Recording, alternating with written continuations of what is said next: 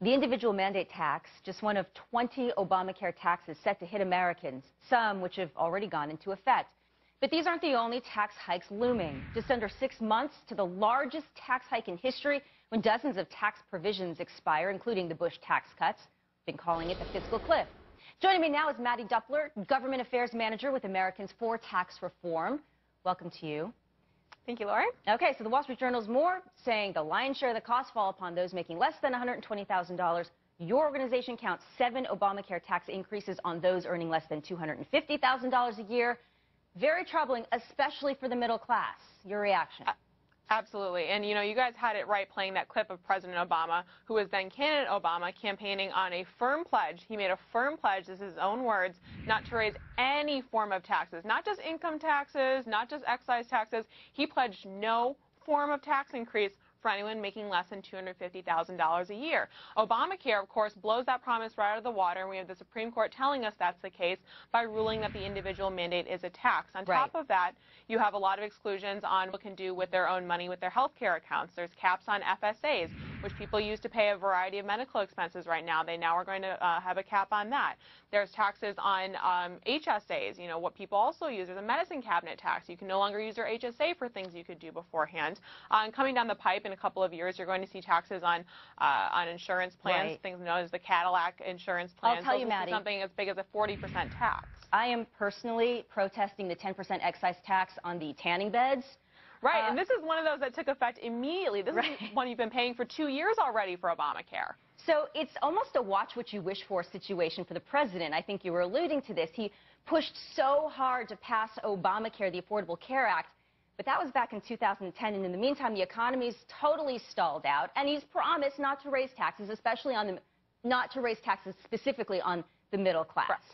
Correct. And, you see this now. You see a lot of consternation with Democrats who don't quite understand how to message this. You've got Nancy Pelosi and the president all arguing, oh, this isn't a tax, because they understand it's poor policy in these economic conditions, and it's even worse politics. The American people don't want to see their taxes raised, especially in the middle of a recession and especially heading into an election. So the president has put himself in a difficult position, both with his health care law and how he's going to be campaigning moving forward, because as you can see, he can't be the candidate from 08 making these promises again. So the Affordable Care Act, the president's signature legislation, could it ultimately, Mattie, in your view, cost him re-election?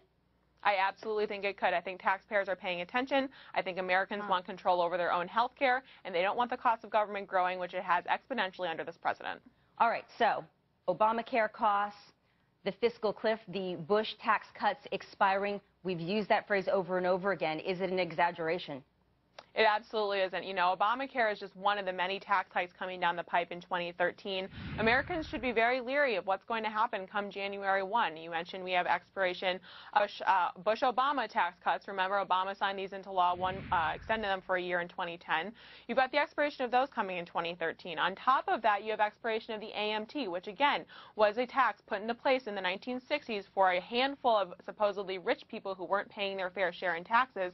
Today, that hits 4 million families. If it expires in 2013, it's going to hit 33 million families. This is a huge jump from where we see government going after supposedly the rich that now ensnares the entire middle class and more. And you see that a lot with the Obamacare, with these taxes. The individual mandate is going to be going after not only people making less than $250,000, but CBO tells us, 400,000 people under the poverty level will be subject to this tax. Okay, so Republicans, as you know, have been criticized for not having their own proposal to Obamacare, to the Affordable Care Act. I mean, is that fair? I mean, shouldn't the conversation be focused on how to boost the economy? We learned the economy is totally stalling out. All of the economic data of late has been consistently fading.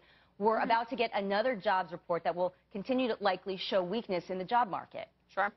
Well, you mentioned before that Obama really shoved this legislation through Congress and passed this at lightning fast speed.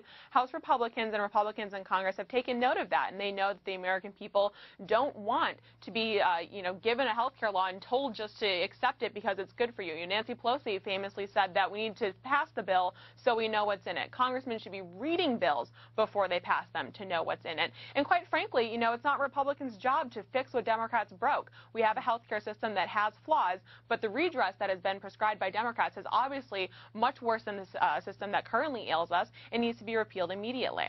What are your thoughts on the jobs number coming out on Friday, the CBO, in relation to, well, actually, let me ask it to you this way, Mattie. The CBO, Sure. Projected about a 0.5% decline in labor force necessity because of Obamacare. So, Right. as we talk about jobs, what do you think this means for the economy in terms of jobs needed? Right. Right. Well, when we say individual mandate, we have to understand, too, that employers are subject to this kind of mandate as well under Obamacare. So if you're a small business owner, if you're someone who's looking to start up a business, you are required to provide before your employees a certain health care insurance plan the government deems, successful or appropriate. So that is something that's going to cost employers hundreds of thousands, if not tens of thousands or millions of dollars for people who are just trying to keep a roof above their heads and feed their families. You see those mom and pop shops that have a couple of employees here or there. You see a new entrepreneur who wants to start up their new company. They have to face all these new fees and costs to put forward health insurance plans that the government tells them are acceptable plans. So a lot of those plans are going to be a lot more expensive than any of these small businesses can undertake. Yeah, not the right time to raise taxes with a tough economy. Mattie Duppler, thank Absolutely. you so much for your time and your analysis. Thanks, Appreciate Lauren. it. Okay, coming up.